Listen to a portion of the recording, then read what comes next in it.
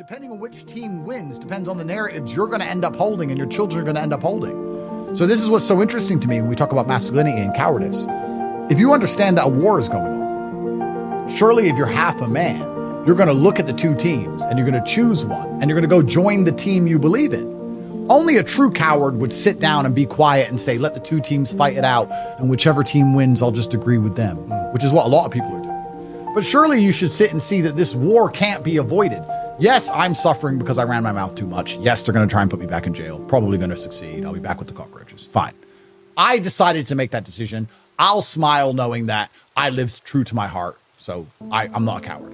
But if you're sitting there being a coward thinking, oh, maybe I can avoid the fight, you're really a fool. Because if you say, I refuse to fight, you don't end the war. You just end your control over the outcome of the war. And all you're doing is handing your entire fate to other people. And perhaps the good guys will win. And then you can sit there and be happy. But you'll know you were a bitch. Or perhaps the bad guys win and you're going to wish you fought while you had a chance. But you can't avoid this fight. I run my mouth and I'm in a lot of trouble. Cool. But the war is coming for all of us. I don't know why anyone's sitting there saying, oh, maybe I shouldn't talk. You can't escape it. If you don't want to tell the truth, you're just going to end up a casualty of war. You're going to get there anyway. So, and I'll ask you, if we lose this culture war, won't you feel better you tried? Well, and I don't even think it's a culture war. I think we are actively in war. I don't think... Back in the day, we used to be an analog war, where people sit around and they shoot each other. That is now the show part of the war. Yep. If you become Instagram famous and you have to show people that you made a lot of money, you got to go rent a Lamborghini and stand and flex in front of it. Otherwise, no one's going to think that you're famous. That's what the physical war is. We're in a digital age where analog doesn't mean anything anymore. It's messy, it's dirty, takes a lot of time, and it's hard to clean up. Everything about our life is digital. To think that war is analog is ridiculous. We are actively in a digital war, and we're fighting over propaganda, over information, over influence. And that's why people that are against the narrative, like you, like me, like guys like Tucker Carlson, Alex Jones, even if you don't agree with everything that everyone says, they're actively fighting against the mainstream propaganda. And that's why I say you're a general. That's why Tucker is a general. That's why Alex Jones is a general. Because even amongst one side of the war, all the generals aren't the same. They all have their nuances, their way of communicating, the way they have to build their armies behind them. Not all generals are the same, but they're all fighting the same side. It's good and it's evil. But this is my question to all and I guess this is a question to the men at home. If you accept the war is ongoing and you accept that it's for the fate of your bloodline, how do you live with yourself as a man if you're not trying to make the good team win? Perhaps we're all going to die. Perhaps we're all going to lose. Perhaps you'll all end up in jail alongside me. But don't you feel like you'd be happier as a man if you stood there and said, I fought my hardest against them, and I tried to save the children and my bloodline and my society and my land and the people I cared about. I tried my best and they got me, but I tried. How are you going to live if you just don't try? And I find it amazing that these people out there who think that, okay, if I avoid the fight and I take the money, or if I avoid the fight and I have the peace and quiet, if I avoid the fight, I have the Super Bowl. How broken are you in your soul to think those things matter more than doing what you know is right? Look at humanity. It's always been men sacrificing their lives for what they know is right. I say I sacrificed my life. I did a little bit of jail and I've lost my money, or some of my money. Boo-hoo. I haven't had to charge a gunfire yet. Yet. But there are men who were braver than I, fighting for ideas they understood less than I understand the current idea.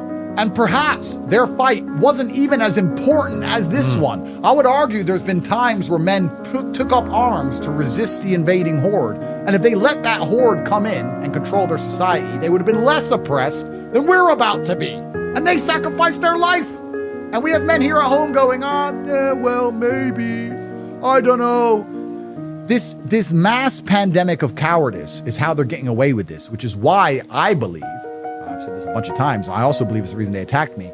They find masculinity so threatening because masculinity protects. I won't sell my soul because I'm a man. That's it. I am the man. And I don't care if I go destitute. I'll knock on your door and ask for a meal, and I'll continue to walk on my way towards wherever I'm headed as a man. I'm not going to sell my soul for money ever. And anybody who's sitting here trying to avoid this battle, all I'll say to you is that there's going to come a time, perhaps when the battle's over and we've lost, that you're going to wish you start saying the right thing. Because I feel like that time's running out. Yeah. I feel like we have a few years left where there's any semblance of freedom and also any semblance of social mobility. It's soon going to be so polarized. I've said this on a podcast a long time ago. There's going to be have-nots and have-yots. It really is going to get there. You have a certain amount of years to get money or get a network or tell the truth before they finally put the schism in the world, and you have the AI serfs who are controlled by their facial recognition, and you have the elites who don't have to listen anymore, and time is running out. I feel like this year is maybe the most important year. I really do. Because if the whole world is watching to see what happens with President Trump, whole world is, because guys, the populist leaders of places like Pakistan who were waking up and they were making a difference and they were improving their condition of life, and nationalism was rising with Imran Khan, crushed. Guys like in Brazil with Bolsonaro, who they were feeling nationalist again. They were defying the establishment, and they were pushing against the COVID agenda, and then crushed. And then now everyone's like, all right, two of the bigger populations on opposite sides of the world, they didn't survive it. Even in Poland and what's going on over there. Oh, Poland has fallen to the left. That's mind-bending. They were making it. They were surviving. People were happy. And they just crumbled so fast. What was it, like 4 years, and boom, it's just like that. Bro, I'm selling everything I own in Warsaw. I believed in Poland. I put a lot of money in Poland. A lot of people thought they were the ones in Europe that were going to make the stand, and if they survive it, there's hope for the rest of Europe. And they didn't. It happened so fast. And that's what's scary, because Patrick Bet-David, he made a video explaining that, I don't know the exact numbers, 42% of the world population has an election this year. Yeah. Or something like that. Yes. There's the largest Muslim country has an election. America has an election. The entire world has elections in the same year. I think it's unprecedented with the number of people who get to vote. And some people see that as a massive opportunity, and I guess it is. But I see that, I'll be honest with you, as a power grab. Yeah. I see that as a power grab. I think there's a global power grab that's going to take place this year. I think that everyone who should win isn't going to win. I think that it's going to be the final nail in the coffin for freedom and individual liberty. I think they're going to throw me in a jail cell for a long time for talking too much. I think that anyone else who speaks up is going to start getting thrown in a jail cell. I think the people who understand what's happening are going to be too scared to speak because they're cowards. And I think that once they have absolute control, they're going to implement AI and CBDCs. And I think we're all fucked. That's what I think. And I think the only answer to that I have found, I want to make this clear as well, because a lot of people ask about my reversion to Islam. The only kind of nations I see which worship anything above money are the Muslim nations. I think that the only nations who sit and say there's something more important than money. No, we will not teach LGBT to children. We don't care about what money you offer us or what sanctions you put on us. That is haram. They seem to be the last people with anything that they worship above money, because if you only worship money, eventually you're going to end up controlled and corrupted. And that's why I think Islam's one of the last resistances to this insanity. And perhaps you can move to Qatar and you can worship God and you can pray 5 times a day like you're supposed to, and you can have a very happy life. But outside of that, I'm struggling to find answers. You can go to Fiji and hide on a tropical island and eat coconuts, perhaps, but not everybody can do that. It's a very small island. It's scary, and I think a huge power grab is coming. And once they cement that power, anybody who tries to talk against it, it's really scary. And we don't want to fear poor people, but that's the reality of the world we live in right now, is that if they can take down Donald Trump, and they've taken down Imran Khan, and they've taken out Bolsonaro, again, these guys were ridiculously popular in their own countries. And they were all taken down for corruption, for taking bribes, for taking a painting. And because they called out and they said in Bolsonaro that he led an insurrection or a violent revolt. And then you see what's happening here in the country, not here because we're in Romania. When you see things what's happening here, in the United bro, States, trust me, things happen here. Because I was in the cab coming to this hotel, and we were told him that we were from America, and he's like, what do you think about Joe Biden? He asked me. I was like, oh man, I don't think he's awake. And he's like, yeah, do you think Trump can win? Because even people here They know that if Trump loses, it's over for everybody. Yep. He's kind of this last man standing type of deal. Absolutely. And now you see $500-600 million in lawsuits against him.